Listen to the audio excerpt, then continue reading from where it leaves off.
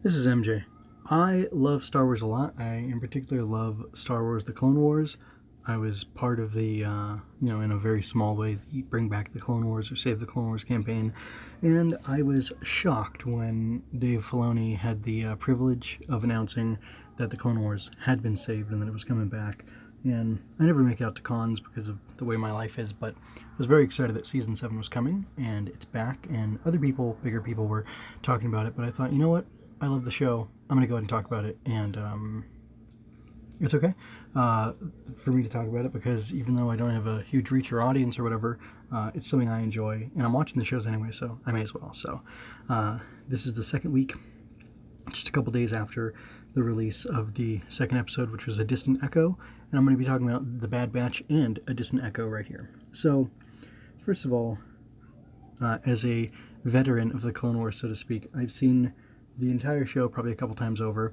I watched about half of the animatics for the Bad Batch arc, and actually no, I watched the first episode and then that was about it. I don't know what all was released, but I know like the Crystal Crisis on Utapau was released in its entirety, and that's not something that's going to be covered here, right? Was that covered in the Lost Missions? It was covered in the Lost Missions Season 6 of Clone Wars. So anyway, wanting to focus on these two and talk about them. I enjoyed the idea of the Bad Batch themselves. I remember 99 fondly. Their, code name is, whatever 99, like Troop 99, or they're the 99th, as opposed to the 501st or something like that. And that's really cool because 99 was a great character. I love that there's this great section of clone-centric episodes, like Rookies, the one where they're training at the Citadel, which I think was called the Citadel, and ARC Troopers, and the episode with 99, and there were a couple others, but there's all these great episodes that all string together. You could almost have like a subset of a show just about the clones, or focusing on the clones like these episodes. And this all felt very much in line with those episodes. It felt like the magic was still there, which, to me, means that it was the creative team working on Star Wars: The Clone Wars that was what made it good, which that kind of sounds like it's obvious, but with the sequel trilogy being a thing, and opinions being so mixed on it and people being all over the place, some people just want to discredit everything that Disney Star Wars does now, and I think there were some people who were definitely thinking that the Clone Wars would have been ruined. And like I said, I love Clone Wars. I enjoyed Rebels for the most part, and I totally checked out and couldn't even finish, I think, 2 or 3 episodes of Star Wars Resistance. So I kind of had lost faith in, the Lucasfilm animation, but I was confident that Clone Wars would be good. And just a very roundabout way of saying that whoever worked on this, regardless of whether or not they were all the original crew or not, everybody who worked on this did a really great job.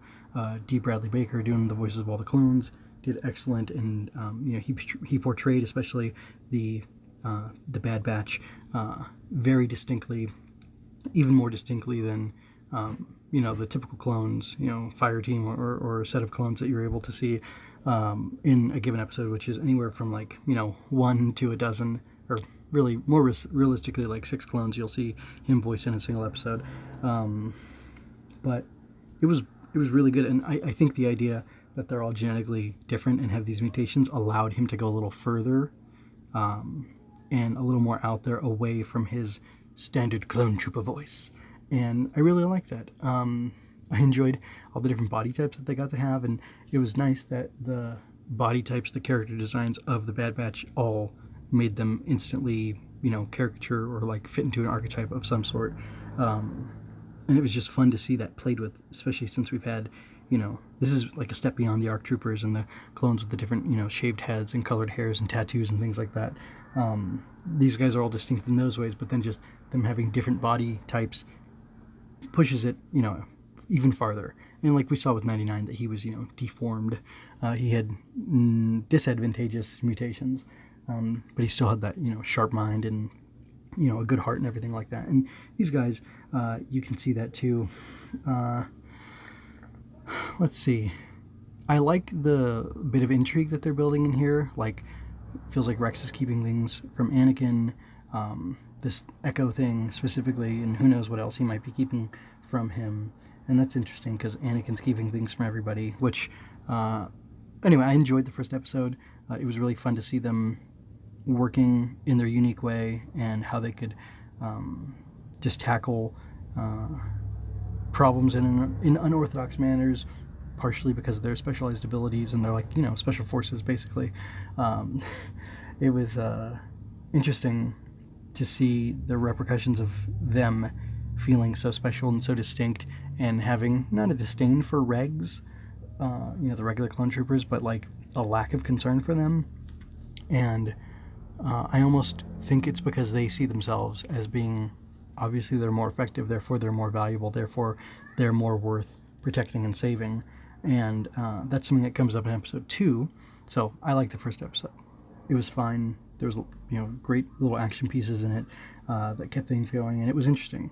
I saw it a couple weeks ago, so I don't remember Anakin being too involved with them, but he definitely gets to be way more involved with them in A Distant Echo. And you have things popping up, like seeing him and Padme, talking secretly. It was neat to see her in her Revenge of the Sith outfit from Mustafar, and I really liked the interaction between them. I felt like Cat Tabor was like really bringing a flirtatiousness to her performance when Anakin snuck off to go talk to her, and I like that. They're married, they're very involved, they have a romantic relationship, and you really got to feel that, and that was nice to see. But it was really interesting that Rex knows about it, Obi-Wan knows about it to an extent. I think in like the Revenge of the Sith novelization, there's a line about how he always knew about it and he just wanted to look the other way and hope that it would fade away and turn out to be nothing. Who knows how involved he thought they were, suspected they were, but he was probably hoping, just like his tenuous affair with Sabine, and we don't know what all happened between the two of them. Maybe he thought it would be like that. Hey, Jedi go through these things, they have these relationships, sort of, and then they, it's part of the training of becoming a Jedi, learning how to let those things go. So I thought that was an interesting dynamic. It was fun to see. I liked seeing them sneak around. Was fun, actually, and it was interesting to see that Rex holds these secrets for Anakin, and knows that Anakin's trying to hide things from people. So I'm sure that affects him, and kind of makes him want to do the same thing, which Padme basically calls it out. She's just like, well, what do you do all the time? And who's always with you? Rex. So, he's going to do the sort of things that you would do in these situations, and you need to be like him and support him because, you guys are so close. And I really like how it reinforced the fact that Anakin is friends with Rex and the clone troopers, and like he really values them as individuals. One of the greatest things about Clone Wars is how much it humanizes Anakin and how much depth it adds to his character. And, there's just another instance of it right there. As far as their siege of, what is it? Skako Minor, I think is where they were going. The fact that Wat Tambor was kind of one step ahead of them because of that. Oh, it was, Trench, not the analysis droid. It was the tactical analysis droid. It was because of Trench. That was interesting, but I mean, ultimately they did recover Echo, and that was I was really shocked and surprised by how grisly his status was.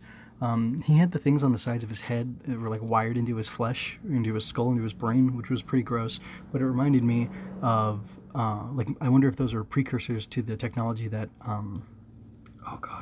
Lobot has. And if you haven't read the Charles Soule comic, Lando comic that features Lando and Lobot before Empire Strikes Back, you really should. Excellent book. I think it's only 5 issues long. It's really fantastic, and you get to see another side of Lobot that you don't get to see in the films, and those cybernetic enhancements play a part of it. And I kind of wonder, like I said, if these things that Echo's equipped with are precursors to that. Also, it was sad when Rex and the others recovered Echo. I thought Echo was dead. I thought he was going to die. I mean, I thought he was like barely alive anyway, but I thought maybe unhooking him would kill him. And then he started to snap back into consciousness and understand where he was and what was going on, or that he wasn't he wasn't at the Citadel anymore. And I kind of wondered if he was going to die, and Rex was just telling him, yeah, I came back for you, like at the Citadel, just to help him feel better.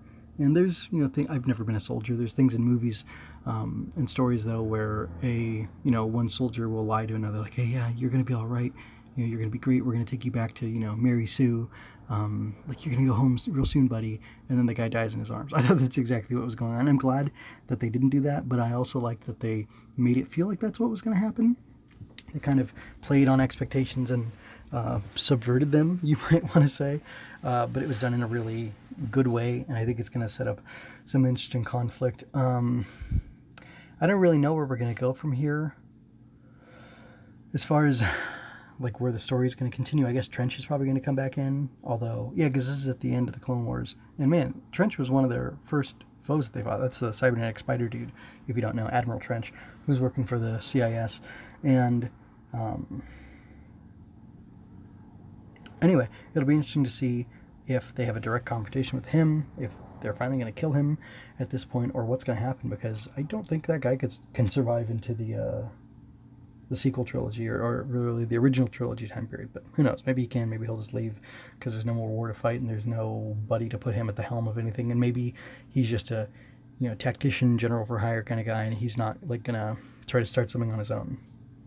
I could see that, I guess.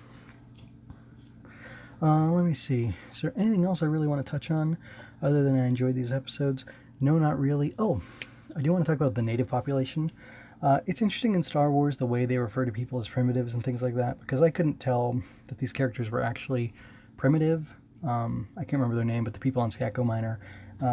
But they were cool with their dragon mounts and stuff and their different language, and it was cool that Tech was able to translate their language and talk to them. And I really liked D. Bradley Baker's performance there, because he was really struggling to have the trooper Tech was really struggling to pronounce these words that he's never pronounced before in a language that he's never heard of.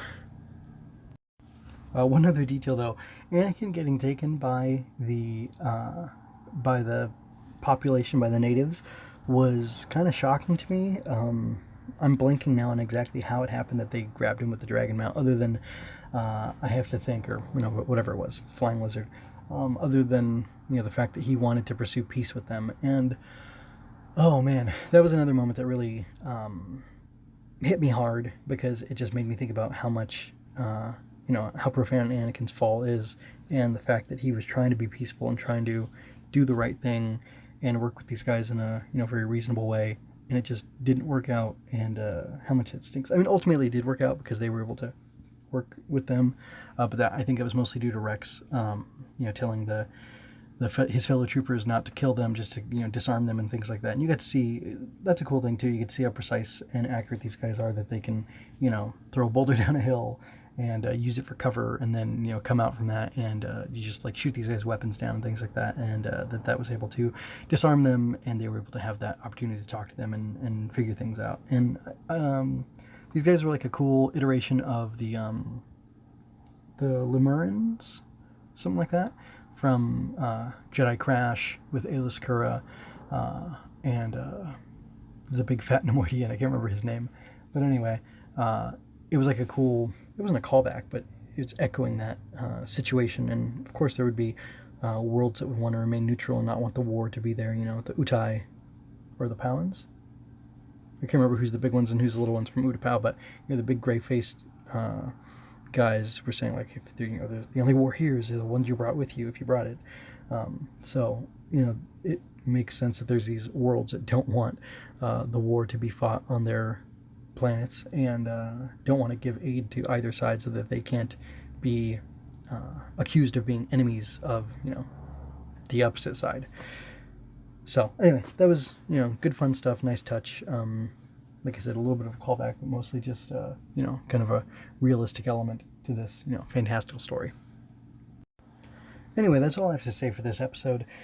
I'm gonna go ahead and be quicker about getting reviews out. Probably I'll watch Friday, and then I think I'll watch Friday morning on my lunch or something, and then do a review that day and have it out Friday. I could probably do that. So please look forward to that this week for episode 3 of the Clone Wars season 7. Anyway, I'm releasing this on Swing Through Comics, which is my mostly comic book review thing. So if this is your first time hearing it, I have a spiel to kind of tell you what I'm all about here. So anyway, thanks for sticking with me. Check out mjmunoz.com for more of my work.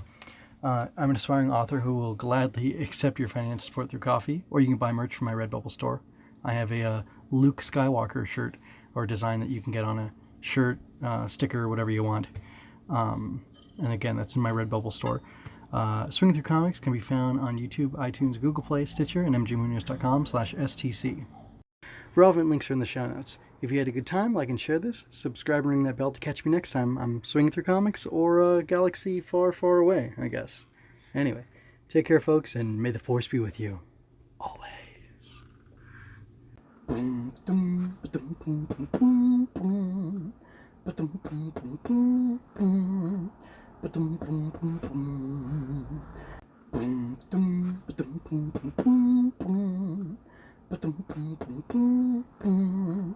Ba-dum-bum-bum-bum.